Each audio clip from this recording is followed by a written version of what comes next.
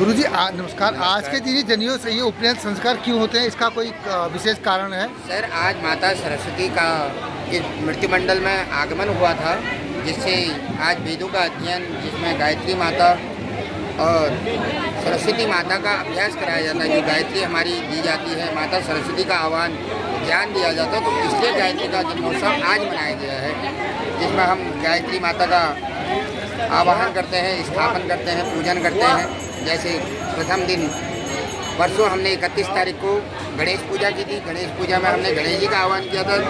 शनिवार और मंगलवार को विशेषकर हम लोग माता रानी के बाद हल्दी का कार्यक्रम शुरू नहीं कर पाते, तो इसलिए पहले दिन हम हल्दी का कार्यक्रम करते हैं जी। तो बच्चों के हल्के से हाथों में हल्दी लगा दी गई।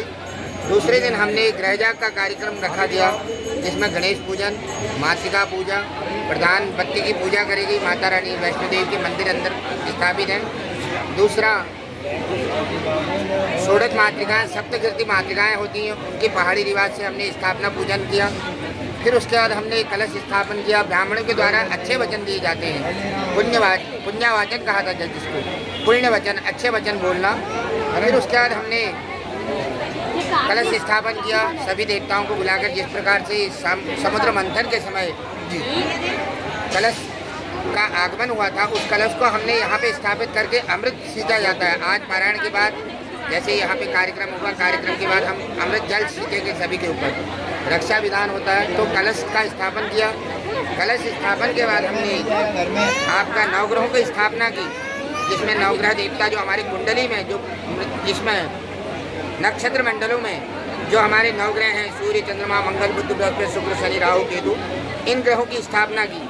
फिर उनके अधिदेवता जो हैं, उनके सहायक जो देवता आते हैं, अधिदेवता कहते हैं हम। दूसरे प्रत्यधि देवता, इन दोनों का आवाहन किया।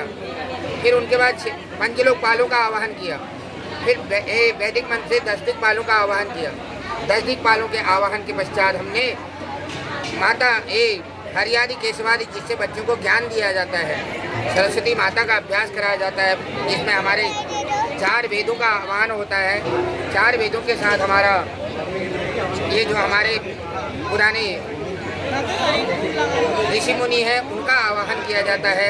हरियादि केशवादि देवताओं का आवाहन किया जाता है। पाणिनि, कात्यायनी, पतंजलि, सबको बुलाया जाता है।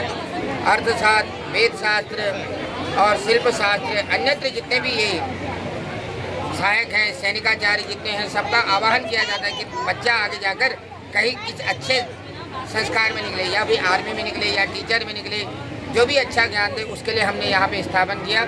तो आज माता सरस्वती का इस मृत्युमंडल पर आह्वान हुआ था, जिसको हम बसंत पंचमी के नाम से जानते हैं। बसंत पंचमी का पूजन, बच्चों को पीले वस्त्र धारण करवाए जाते हैं।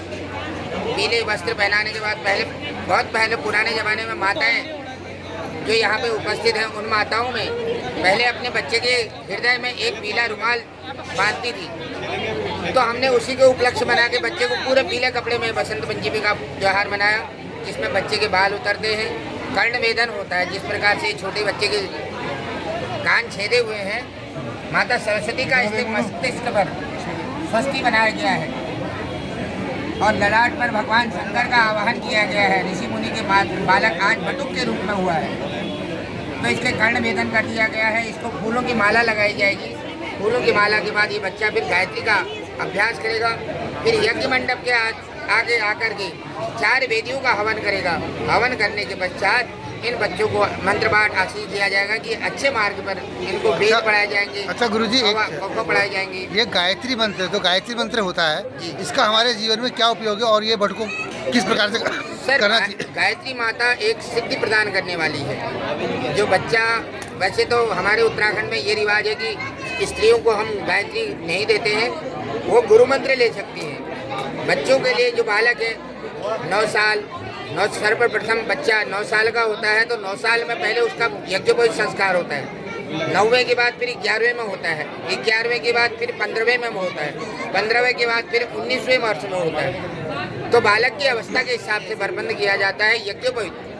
यज्ञोपवीत यहाँ पर यह है कि मासिक धर्म के कारण कोई भी देवता या देवी, माताओं को मासिक धर्म होता है, इंद्र की हत्या का जो प्राप लगा है, इसलिए उनको गायत्री धारण नहीं कराया जाता है। गुरु मंत्र के अधिकारी हैं, गुरु दीक्षा ले सकती हैं, लेकिन वो भी अवस्था के हिसाब से।